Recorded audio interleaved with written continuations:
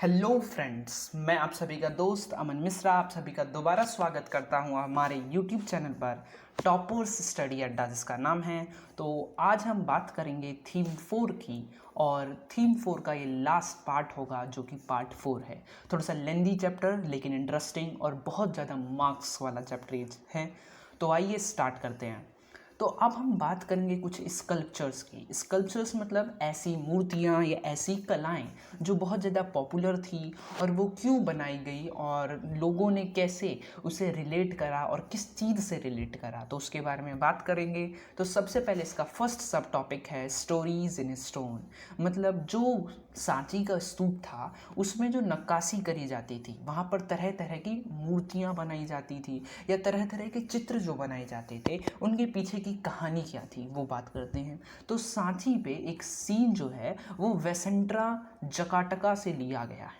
ठीक है, अब ये जताका आपने पहले भी पढ़ा था कि जताका एक ऐसी बुक्स होती थी जिनमें स्टोरीज लिखी जाती थी। ठीक है, तो जब वो बनाने वाले लोग होते थे उन्होंने क्या करा, उन्होंने वेसेंट्रा जताका से एक सीन लिया और उसे सांची के जो गेटवे था उस पर स्कल्प्ट कर दिया, मतलब उस पर छाप दिया या गोद दिया। ठीक है, अब क्या जो हिस्टोरियंस थे उन्हें पता कैसे चला? अब हिस्टोरियंस तरह तरह की जताका की बुक पढ़ रहे थे और वो जो ये स्कल्पचर हो रहा था उसकी मीनिंग ढूंढने के लिए उन्होंने क्या करा कि उसको टेक्सचुअल एविडेंस से लगातार कंपेयर कर रहे थे। मतलब उन्होंने एक बुक पढ़ी और जो उन्होंने सामने पिक्चर देखी उन दोनों को वो कंपेयर करने लगे और कंपेयर करते करते उन्होंने तरह तरह की मूर्तियाँ कंपेयर करी, जिससे बाद में उन्हें पता चला कि वो जो मूर्ति है या वो जो स्कल्पचर किया गया है सांची के गेटवे पर वो वेसेंट्रा जताका नामक बुक से लिया गया है। ठीक है, अब हम बात करते हैं सिंबल्स ऑफ स्टोन की। मतलब स्टोन पे कुछ ऐसे सिंबल्स थे जो क्या रिप्रेजेंट कर रहे थे और कैसे लोगों को पता लगा। ठीक है, तो बहुत सारे अर्ली स्कल्प्टर्स जो थे वो बुद्ध को ह्यूमन फॉर्म में नहीं दिखाते थे। ठीक है, वो आदमी की फॉर्म में नहीं दिखाते थे बल्कि वो एम्प्टी सीट के फॉर्म में दिखाते थे, मतलब खाली एक सीट है। ठीक है, वो इंडिकेट क्या कर रहे थे? वो इंडिकेट कर रहे थे कि बुद्ध जो है वो मेडिटेशन कर रहे हैं, मतलब ध्यान में है। और स्तूप जो है वो रिप्रेजेंट कर रहा था महापरिनिब्बाण को। महापरिनिब्बाण का मतलब है कि एक ऐसा प्लेस जहाँ पर लोग आकर बहुत बड़े नंबर में नॉलेज गेन कर सकते हैं। ठीक है, जैसा कि बुद्ध ने करा। लोग मानते थे कि जो भी स्तूप में आएगा वो निब्बान प्राप्त कर लेगा, इसीलिए उसे महापरिनिब्बाण कहा गया है।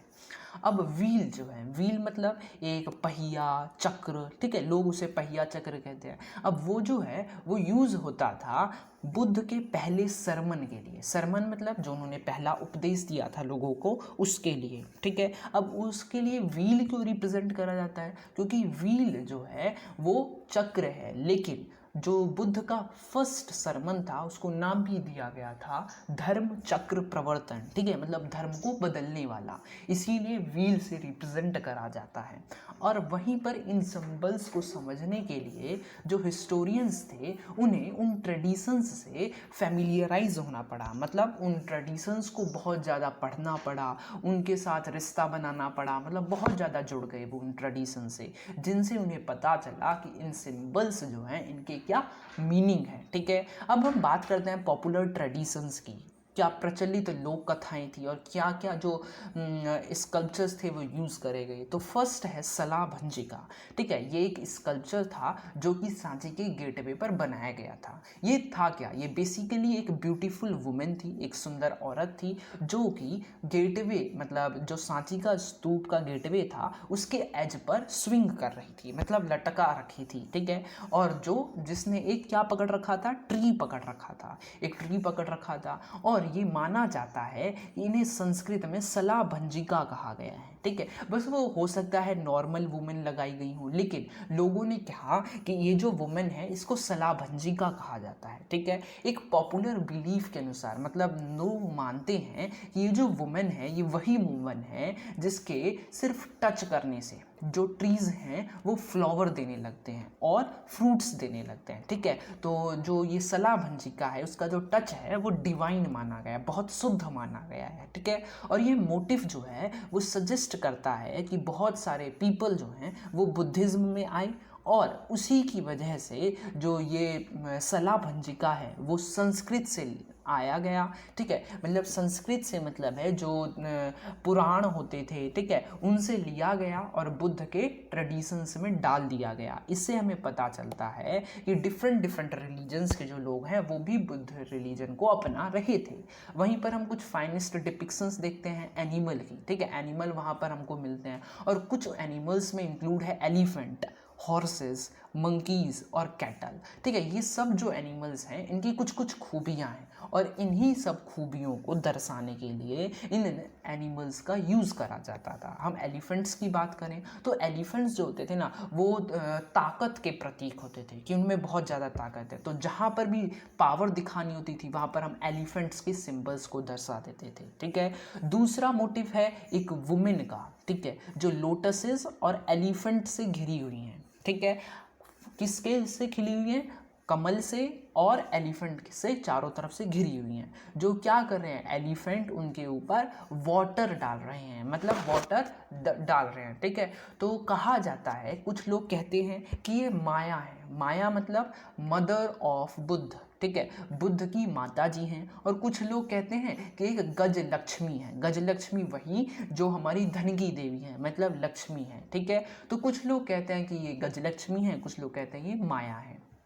अब एक आता है सरपेंट। सरपेंट मतलब सांप, जो कि सेवरल पिलर्स पर हमको मिल जाता है, ठीक है, जो पॉपुलर ट्रेडिशंस से ही लिया गया है। अब ये जो सरपेंट है ये हमको सांची के बहुत सारे गेटवेज और पिलर्स पर मिल जाता है। वहीं पर एक मॉडर्न आर्ट हिस्टोरियन थे जेम्स फर्ग्यूसन, ठीक है। जेम्स फर्ग्यूसन का नाम आपको याद रखना है, जो कि एक अर्लीस्ट मॉडर्न आर्ट हिस्टोरियन थे। वो बताते हैं कि सांची जो है ना वो एक ट्री और सरपेंट की वॉरशिप वाला जगह था, ठीक है। क्यों? क्योंकि उन्हें हर जगह सिर्फ सरपेंट ही दिखे हैं, तो इसीलिए वो कहते हैं कि सांची जो है वो एक सेंटर है जहाँ पर पेड़ों की और सरपेंट की पूजा होती थी। अब हम बात करते हैं कुछ नई रिलीजियस ट्रेडिशन की। नए लोग आए तो नए नए क्या ट्रेडिशन आए, क्या क्या लोग नई नई बातें मानने लग गए। तो फर्स्ट सेंचुरी सीई से क्या हुआ कि एक एविडेंस मिला हमको चेंज, ठीक है, एक चेंज आने लग गया बुद्धिस्ट के आइडियाज़ में और प्रैक्टिसेस में। मतलब यहाँ पर बुद्धिस्ट लोग जो थे वो दो पार्ट में डिवाइड हो गए, ठीक है। हम पढ़ेंगे, दो पार्ट है हीनयाना, जैसे कि यहाँ पर देखेंगे आप, हीनयाना और महायाना, जो कि ये रहा, ठीक है। अब हम दोनों के बारे में पढ़ते हैं। तो सबसे पहले बात करते हैं हीनयाना की। तो अर्ली बुद्धिस्ट टीचिंग्स जो है वो बताती है कि हमने जो ज़्यादा इम्पोर्टेंस दिया, बहुत ज़्यादा इम्पोर्टेंस दिया है, वो सेल्फ एफर्ट में दिया है।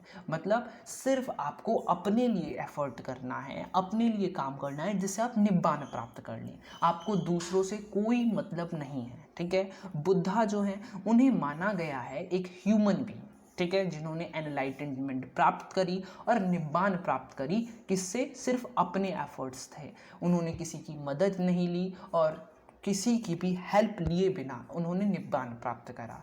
वहीं पर स्टार्टिंग के बाद क्या हुआ कि वहाँ पर एक आइडिया आया सेवियर का, ठीक है, कि लोग मानने लग गए हमको जो मुसीबत से बचाएंगे वो हमें बुद्ध जी बचाएंगे, ठीक है। अब ये बिलीव करा जाता है कि वही एकमात्र थे या वही एकमात्र है जो हमको मोक्ष प्राप्त करा सकते हैं, ठीक है। इन बिलीव्स को कहा गया हीनयाना और लेसर व्हीकल। मतलब हीनयाना क्या था? हीनयाना का कहने का मतलब यही था कि बुद्ध जो है वो एकमात्र ह्यूमन बीइंग है जो एनलाइटनमेंट, मतलब जिन्हें ज्ञान प्राप्त हुआ, निब्बान प्राप्त हुआ, वो भी अपने एफर्ट से, और वो ही हमको बचाएंगे और वही एकमात्र आदमी हैं जो हमको मोक्ष प्राप्त करवाएंगे, ठीक है। ये कहना था हीनयाना लोगों का। वहीं पर अब हम बात करते हैं महायाना लोगों का या ग्रेटर व्हीकल वाले लोगों का, ठीक है। तो वो क्या कह रहे थे? उनके जो गुरु थे महायाना वो बोधिसत्तास थे, ठीक है। ये बोधिसत्ता नाम था गुरु का।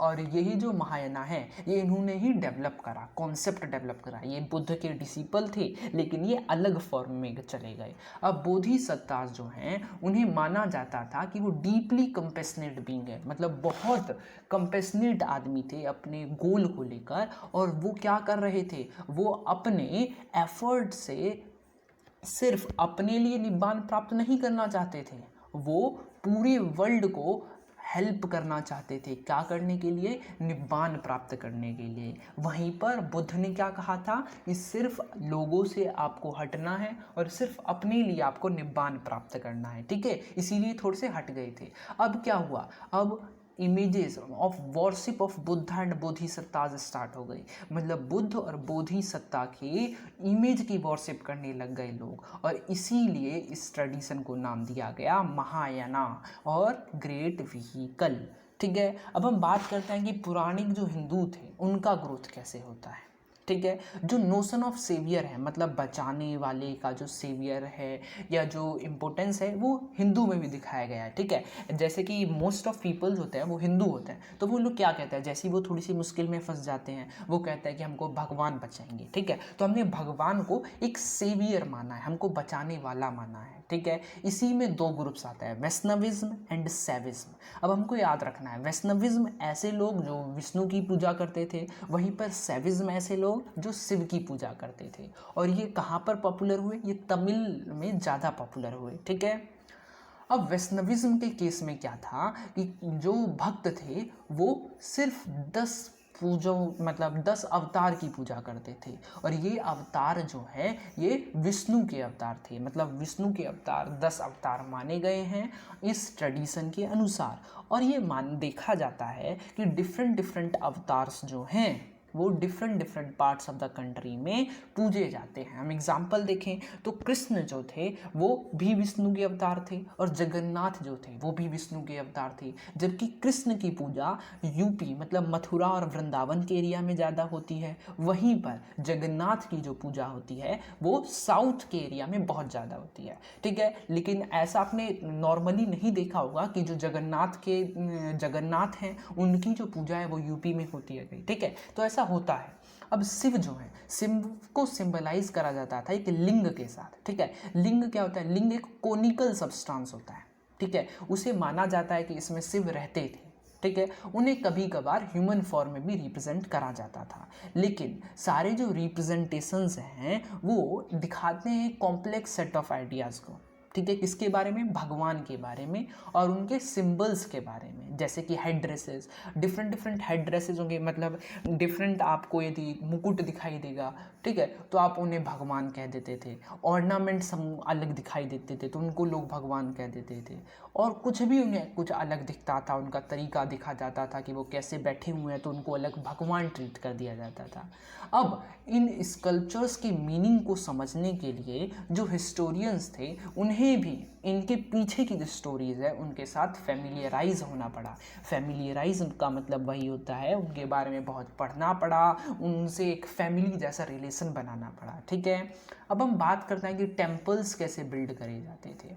Around the time that the stupas at sites such as Sanchi were acquiring their present form, the first temples to house images of gods and goddesses were also being built।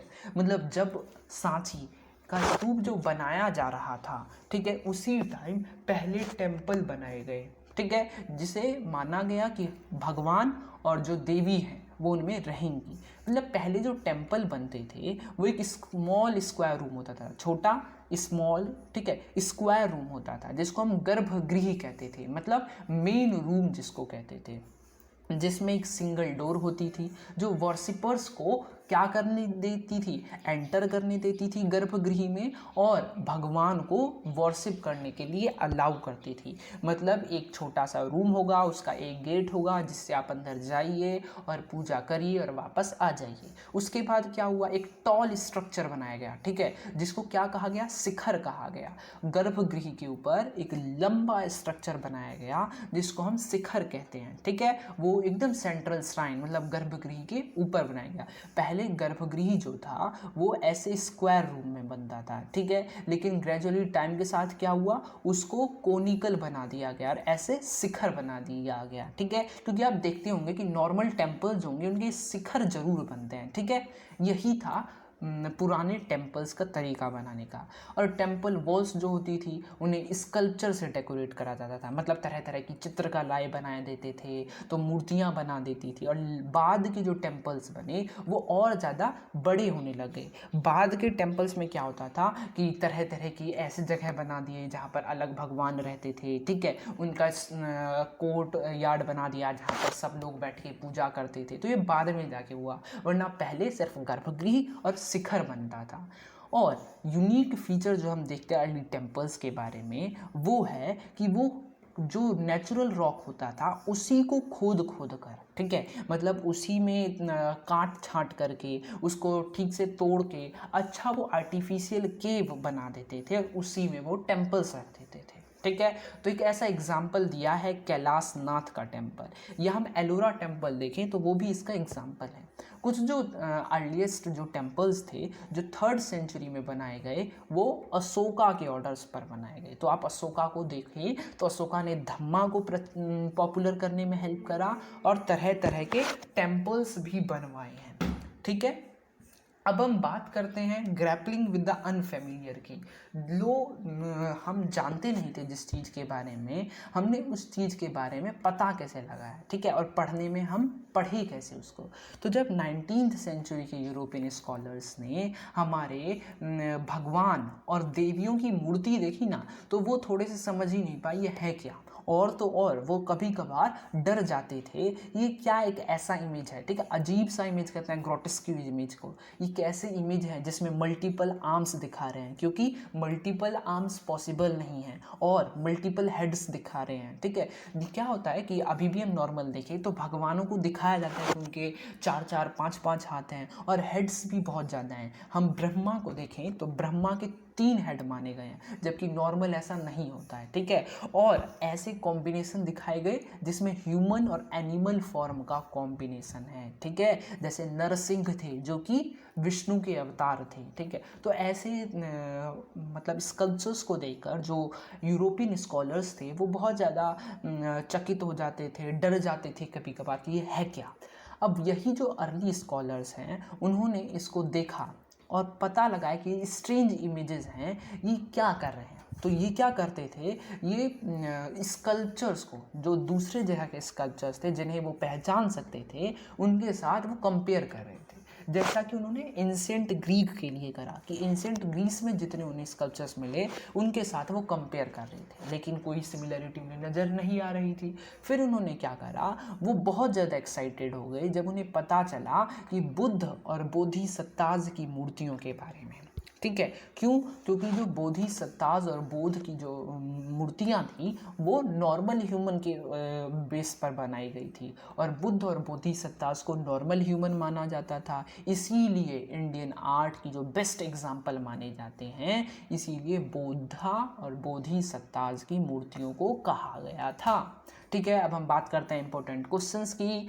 तो describe stories in stone. Stories stone हमने बात करी कि stories क्या क्या थी, विसेंट्रा जकाटका से ली गई, और हम बात करेंगे सलाभंजिका की, ठीक है, और सरपेंट की और गजलक्ष्मी की, ठीक है। Describe 2 ideologies of Buddhism. 2 आइडियोलॉजीज्म को महायाना और किसके बारे में पढ़ना है, महायाना के बारे में और हीनयाना के बारे में, ठीक है, या लेसर व्हीकल और ग्रेटर व्हीकल के बारे में। उसके बाद हमको पढ़ना है how temples were constructed. Temples कैसे बनाए जाते थे। एक नॉर्मल स्क्वायर रूम होता था जिसको गर्भगृह कहा जाता था। उसके बाद क्या करा गया, शिखर बनाया गया, और उसके बाद ये फार इलेबोरेट होते चले गए temples. Describe how European scholars grapple with unfamiliar, मतलब जो भगवान की मूर्तियाँ इंडिया में मिली उनके साथ यूरोपियन स्कॉलर्स ने कैसे ग्रैपल करा उसके बारे में पढ़ना है कि उन्होंने पुरानी मूर्तियों को देखा, फिर कंपेयर करा, उसके बाद वो कुछ निष्कर्ष पर पहुँचे, ठीक है। अगर आपको वीडियो पसंद आई हो तो लाइक, शेयर और सब्सक्राइब करना ना भूलें। Thank you so much.